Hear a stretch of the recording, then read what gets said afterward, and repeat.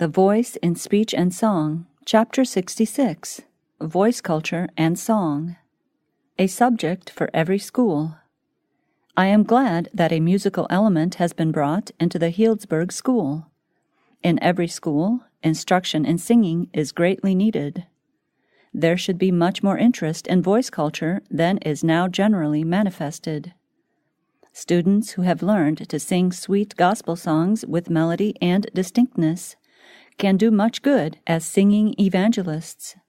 They will find many opportunities to use the talent that God has given them, carrying melody and sunshine into many lonely places, darkened by sin and sorrow and affliction, singing to those who seldom have church privileges. Correct intonation and pronunciation. No words can properly set forth the deep blessedness of genuine worship. When human beings sing with the spirit and the understanding, heavenly musicians take up the strain and join in the song of thanksgiving. He who has bestowed upon us all the gifts that enable us to be workers together with God expects His servants to cultivate their voices so that they can speak and sing in a way that all can understand. It is not loud singing that is needed, but clear intonation, correct pronunciation, and distinct utterance.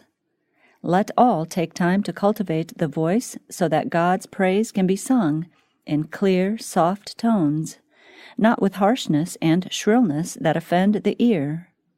The ability to sing is the gift of God. Let it be used to His glory.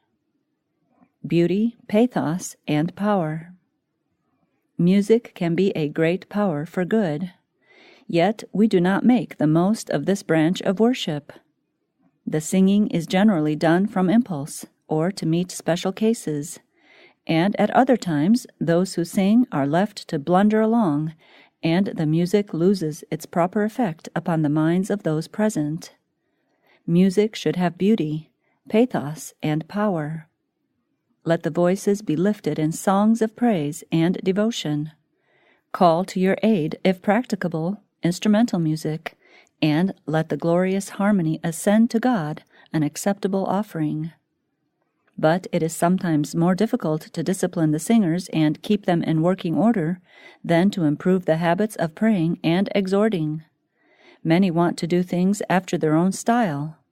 They object to consultation and are impatient under leadership.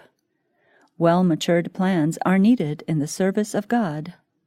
Common sense is an excellent thing in the worship of the Lord.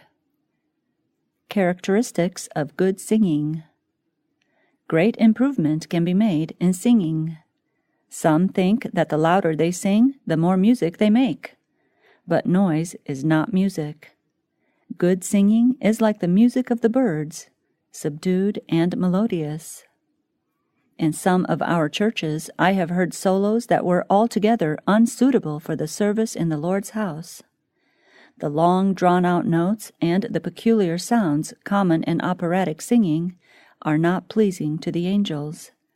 They delight to hear the simple songs of praise sung in a natural tone.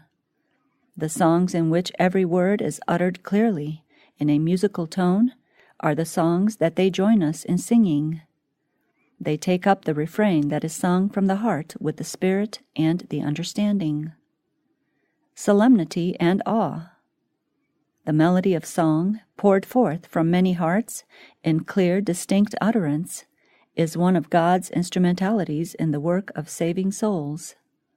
All the service should be conducted with solemnity and awe, as if in the visible presence of the Master of Assemblies. Music a part of God's worship above. Music forms a part of God's worship in the courts above. We should endeavor in our songs of praise to approach as nearly as possible to the harmony of the heavenly choirs. I have often been pained to hear untrained voices, pitched to the highest key, literally shrieking the sacred words of some hymn of praise. How inappropriate those sharp, rasping voices for the solemn, joyous worship of God. I long to stop my ears or flee from the place, and I rejoice when the painful exercise is ended.